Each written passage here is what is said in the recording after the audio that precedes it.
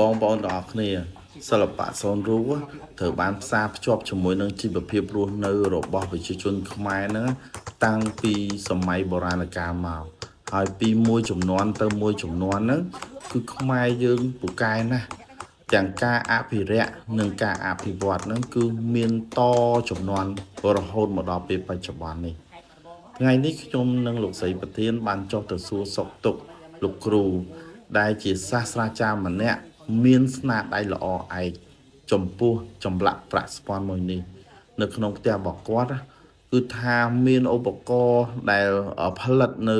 វត្ថុប្រើប្រាស់ឬក៏វត្ថុអនុស្សាវរីយ៍ទៅតាមការស្រឡាញ់ការចង់បានរបស់អតិថិជនគាត់ហើយស្នាដៃរបស់គាត់ហ្នឹងគឺត្រូវបានគាំទ្ររបស់ក្រសួងវប្បធម៌ក៏ដូចជាថ្នាក់ដឹកនាំជាច្រើននៅក្នុងប្រទេសកម្ពុជារបស់យើងទទួលស្គាល់ពីស្នាដៃរបស់លោកគ្រូខ្ញុំពិតជាមានមោទនភាពសម្រាប់លោកគ្រូដែលគាត់តែងតែអភិរក្សនិងការពារនៅជំនាញដូនតាមួយនេះដល់កូនសិស្សក៏ដូចជាក្មេងៗជំនាន់ក្រោយនឹងឲ្យចេះអភិរក្សនិងថែរក្សានៅមរតកនិងជំនាញដូនតាដែលល្អឥតខ្ចោះមួយនេះនិយាយពីស្នាដៃរបស់លោកគ្រូវិញគឺថាមួយគឺប្រណិតតែម្ដងស័ក្តិសមជាវីរៈសិល្បកររបស់ខ្មែរយ៉ាងពិតប្រាកដ